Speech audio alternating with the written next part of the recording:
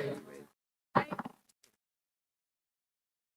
going to call the committee poll meeting order for 4:16. Start. Pledge allegiance to the flag of the United States of America, to the republic for which it stands, one nation, under God, indivisible.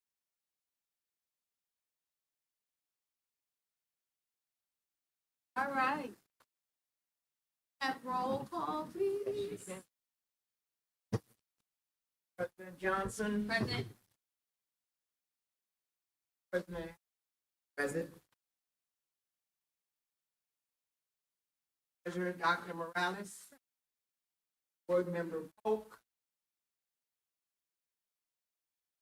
Board Member Reverend Kirkland. Board Member Haynes.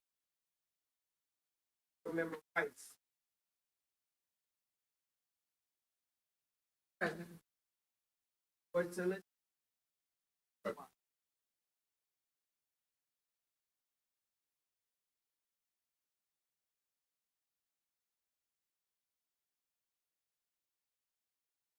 Answer quickly. Love it. So, can we have, I have a question. And if anybody else has any questions. Okay.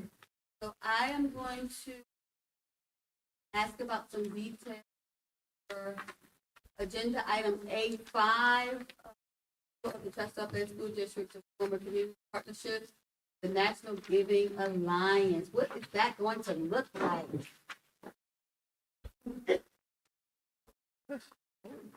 Yes. So, my lovely board members, Dr. Moline. So I was brought into this meeting with one of our digital academy, Mr. Young, principal. He's actually on the board of this organization. Wow, and sharing information, and it's a phenomenal organization. So basically, what they do is partner with school districts, and they have donors, and there is a form that can be filled out, by designated people in the school, and it is for students that are currently in the McKinney-Vento status, which means they're displaced, or also that are living in impoverished areas where they don't have the necessary resources for clothing, and it's not even used clothes, new clothes. So they have partnerships with the Gap, Old Navy, all these different stores. And basically what happens is if we get a report, from one of our social workers or anybody in the building, then the form gets filled out and they come together and they pack up little care packages. We can determine how often, the only thing is we have to go pick it up, which is a problem. And they group everything together, and then we sort it out and deliver. Phenomenal opportunity. Besides the victory closets that we already have, or only for our McKinney-Vento students, we have the hygiene products, the school supplies, and now we're starting. Excited about. So this is another resource. Of course, one of the main things we talk about here is of our students feel like they don't necessarily have the items that they need. This will definitely help with that, and about the opportunity. So if there's any questions about that, I will take.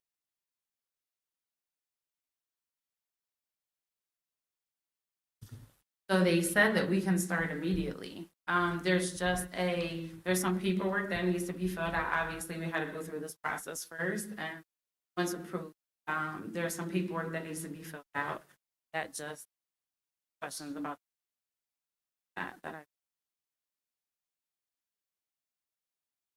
and they said it's better to start sooner than later, because then, if they need items for over and what have you, then we can start right away. So and the crazy thing is they're located about 2 blocks away from where I used to live, and I never knew about them. And now, so the connection is great. This work with the community partners is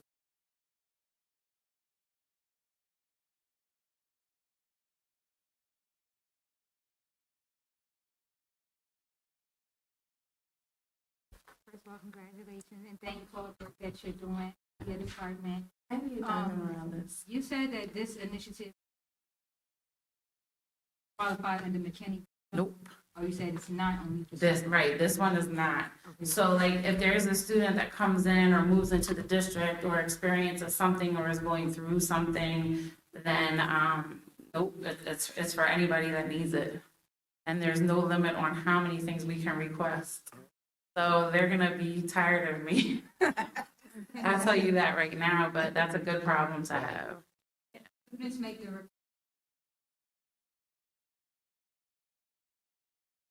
If they're in need or. Yes, they can. Yep, we're gonna determine who the contact people are, just so that, you know, as far as logistics and not having too many people filling out the form, there's gonna be certain people. And the plan is to kind of do what we did with McKinney-Vento, where we created a separate email address just for McKinney-Vento referrals, so that my staff and I can track it. We plan on doing the same thing for this initiative, so that, you know, nothing gets lost in translation, and we make sure that we're able to account for all of the needs of all of our students. Okay, Thank you. Thank you. all right, thank you. Do we have any other questions regarding the agenda? Number C, letter C10. I can't tell if it's C10. Yes. And somebody says it's gathers. I'm not sure if it's somebody. Answer the question. Others are not here. Address the questions. I can read it out loud. It just says approval to accept the special education budget service agreement with Delaware County Unit Number 20 for fiscal year July 1, 2030 to 2027. It says here the dollar amount is $1,871,000. But down here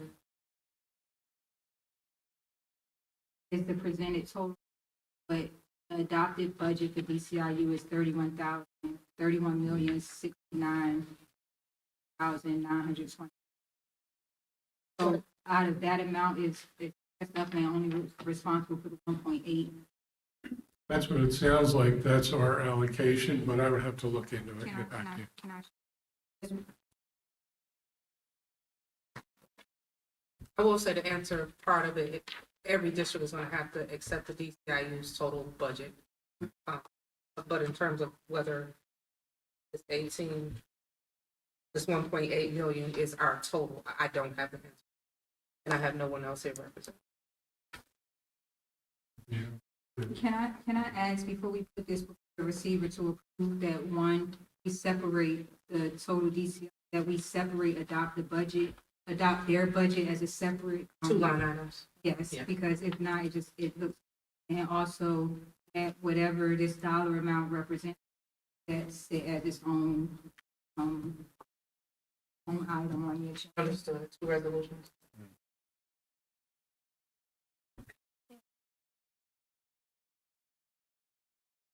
So the presentation by Dr. Morales.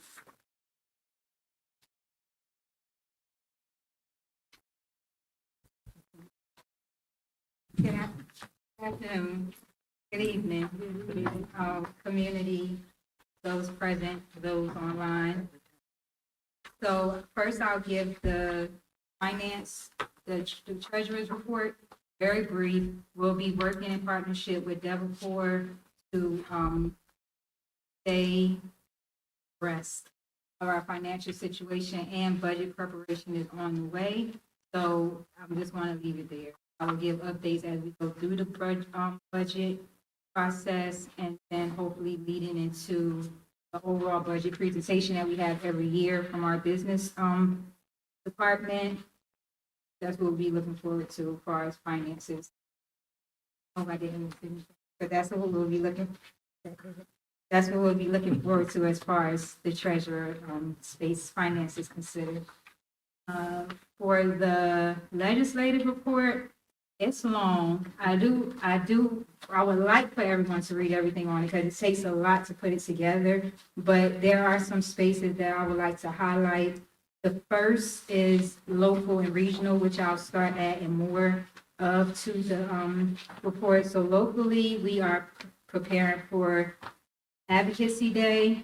On May 4th, the Legislative Committee, which is myself and now Director Pope and Director Reverend Kirkland, will be meeting with the Pennsylvania School Board Association and Harrisburg. I provided them with a list of legislators that we would like to speak to regarding issues in Chester Upland School District or topics related to equitable education in Chester Upland School District, and that we do not want to talk to people that we see every day or who office we can go knock on their door, that we would like to speak to people who need to understand our needs more intimately. So that will happen on the 4th, and then on the 6th, 2 days later, we will be back in Harrisburg with our babies. As you know, this is something that is very important to me even before I came on the board. So it's good to be on the board and have a little bit more value to what we're doing. But also was able, with the support of education voters, for them to advocate for us to have a student speaker present at the rally on May 6th. So Chester Upland School District will be represented by one of our students, Sakai. Our, Representative. yes, is that his name? Sakai?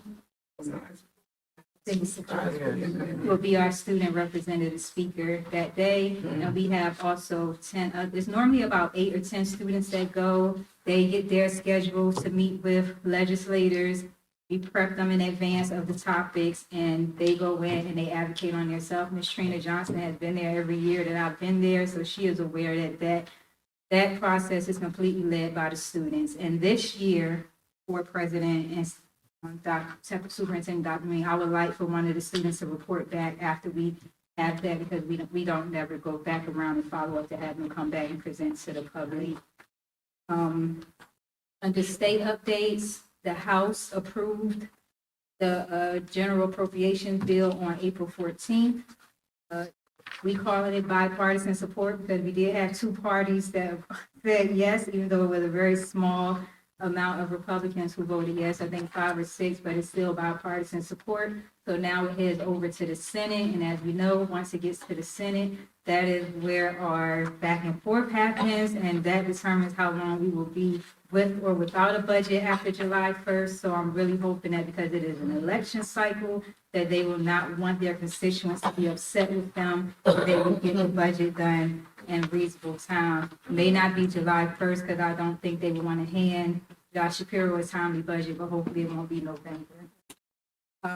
The other thing that I would like to address that is very important is the IEP timeline adjustment that has been introduced and referred to the House Education Committee.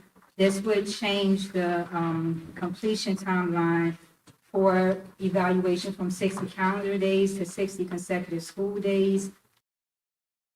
This is not, this could be good for one side, but not good for the other side, because as you know, we can have days where if it's in the wintertime, we can have snow days, we can have many things that cause that to push back for the students, and it could actually prolong their evaluation process. So we are, that is what we're waiting for, to see how that turns out.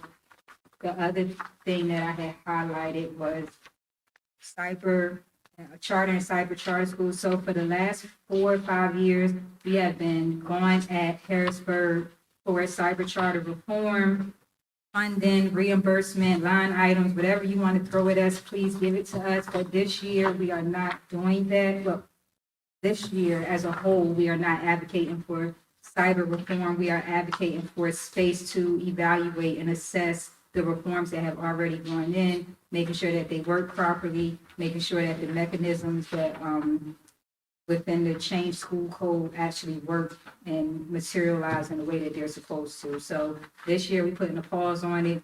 Might pick it up next year if things don't work out right, but for right now, we're giving them a little break with that. Under federal updates, I did report in February that we do have an approved funding package. However, I want to bring to your attention, because there's a lot of talk in the news about, oh, we're moving things from the Department of Education to other spaces. And I just want, as a district, for us to understand what that means. It means that not necessarily an immediate loss of funding, but an immediate shift of who has ownership and administration of that funding. So whereas a lot of our entitlements sat with the Department of Education, now some of them have been moved to Health and Human Services. And right now they have interagency agreements with over 100 education-related programs. So what that means is they will go to spaces such as Health and Human Services, Department of Labor, wherever this administration is feeling those items will be better suited under. And I listed some of the programs that are impacted by that. Right now, our federal funding is safe, but it doesn't mean that once it moves to another department that it will remain the same. So we'll stay on that. If I gotta go find a way to sit on a federal space to advocate for Chestnut Plant School District, we'll do so. So thank you for your time. Thank you. Thank Very you. good. Thank you. So Madam we Chair. would definitely, Madam yes, Chair.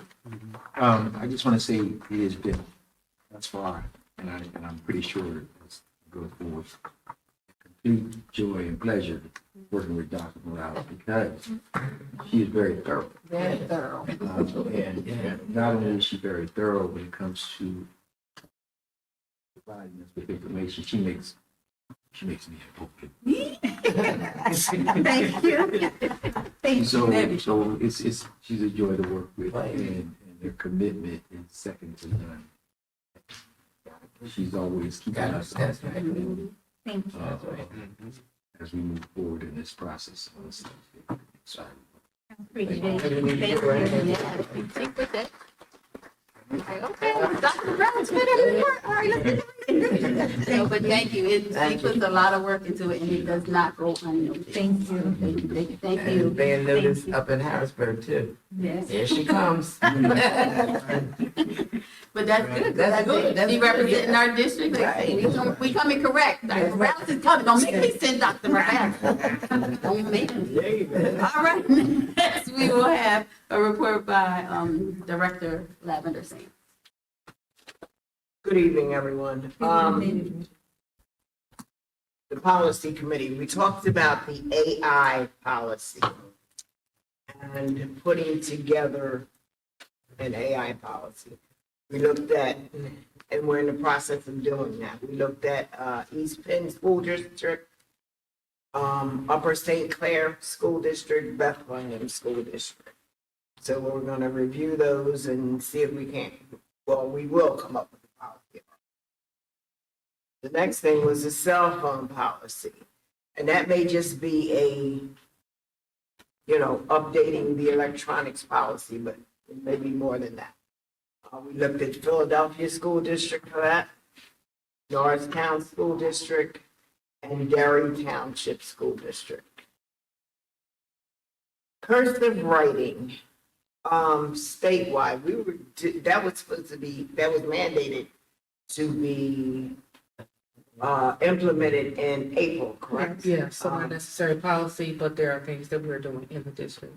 Right. We- Yeah, so, statewide, Bethlehem and Philadelphia are the only ones who have a written policy, so we'll follow up and, come up with our written policy for Chester Upland School District. And that's all I have for you. May I say something? Or something to it? So the cursive writing, I don't know if you necessarily need a policy for it, more so that we have to document how we are implementing the curriculum, we're shifting Right. the curriculum. Okay. And the cell phone ban, I would just ask that before you change it, let's just wait to see what they do in Harrisburg, because if you update the cell phone ban now and then they end up passing the bill-to-bill ban, then we'll have to change it again. It won't be a ban. It's just kind of policy around use at this time, but it's not a ban. And, but the board docs for where the policies are currently stored, PSBA is moving off of, Off the platform. Yeah. And I did just share that with the receiver, so we just haven't had a chance to talk internally with the team. PSBA actually has a platform, and many superintendents are looking at that because we get the service from PSBA around kind of looking at most of our policies. We can do some of those policies internally, but PSBA actually has services, and of course, we use their membership. Yes. So if we go with something separate from that, we're looking at getting services from PSBA as well as paying for another platform. But we just haven't had a chance to have an extensive conversation. And there's a training I can share with you, the board, that they're doing a training on movement and how, what the system looks like and all of that, and how we can apply for it. But it definitely needs to happen before July. And how we're going to actually store all of our information, our content that's on the current platform. Yes. So can we schedule that for one of our 5 o'clock training sessions? We would need to do it before. Yeah, it'll be a conversation this week so that we can follow up. All right. I'm not doing this on Yeah. Thank you. All right, I have thank a you. question, I have a question Yes, question. about the, cell phones. Yes. What, you trying to do an actual, the schools, a policy set up for that or no? Well, we have the electronic device policy, so we don't think it needs to be a separate policy. So right, We like to, we would like to review what we have and then look at some of these other policies that we mentioned to see what would work best for our school. And then once we draft that, we will share it publicly, which should be done to get feedback on those policy updates. Dr. Love, both of y'all said it. The due date is May what? You said it had to be done before May? Before July 1, you mean the move from board docs? Yeah. Yeah. Before July 1st? Yeah, and the next training, I believe, is April 24th, and I can just send the link out for you. Thank you. Any other questions on that? Policies? All right, we're gonna have Director Betty give her statement. There's no curriculum report. Oh, okay, I didn't know the DCI, I saw something flying around about DCIU, so, I think that was the legislative breakfast, just be on the register for the legislative breakfast. okay. All right, any other questions and thoughts? I do have a report. Right back at you. So there was an appointment of Dr. Sanchez as the Director of Career and Technical Education that will start July 1st. There was an approval of a contract with the Center of Autism Services and Innovations to build sustainable systems to support high quality and to strengthen evidence-based practices for autism. And it's supposed to be from May 1st to 2026 to June 30th of 2030. And of course, they've had approval to purchase welding equipment for the new DCTS,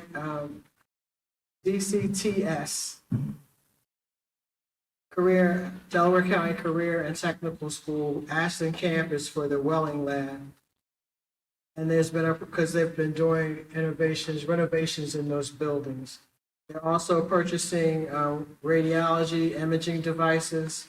There was an approval with Immaculata University for medical careers and exercise science and sports therapy, where students can actually earn 4 credits during the 2026-2027 school year.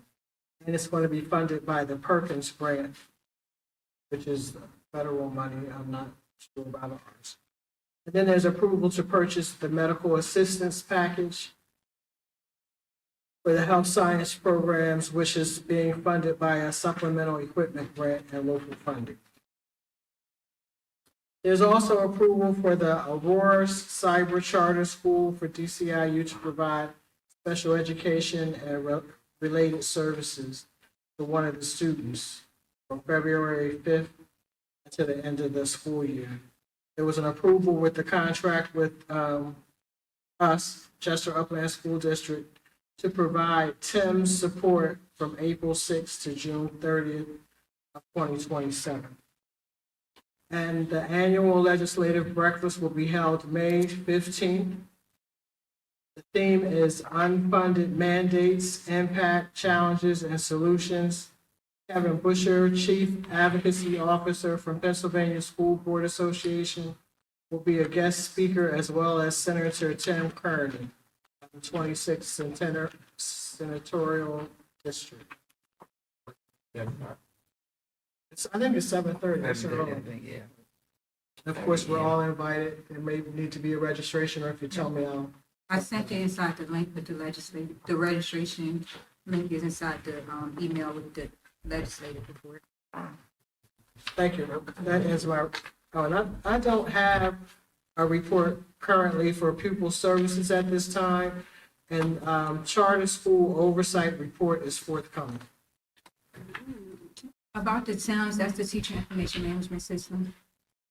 TIMS is the Teacher Information Management System for PDE. Yes. So we're getting support from them and in addition to what we do here, or is it for, what is the support that they're providing for us there? Because I thought that set with our business or our. So it's listed here as a part of the business of, on our board agenda from April. So I guess my assumption is there's been conversation with Dr. Demeter.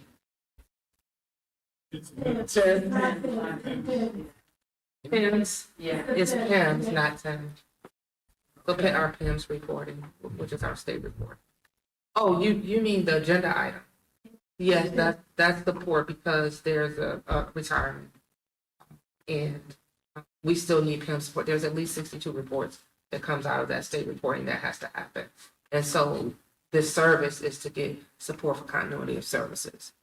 I thought you were saying TIMS, but it's PIMS, so That's why I was like, yeah. I know I teach in Yeah, there. PIMS.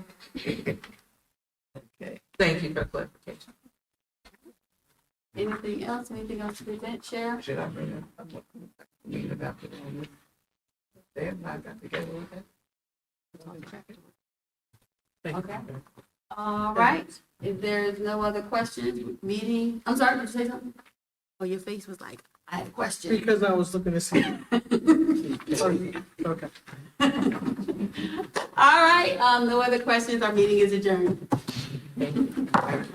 When you had, I knew you had a question. no, because you had the questions at the beginning. Yes.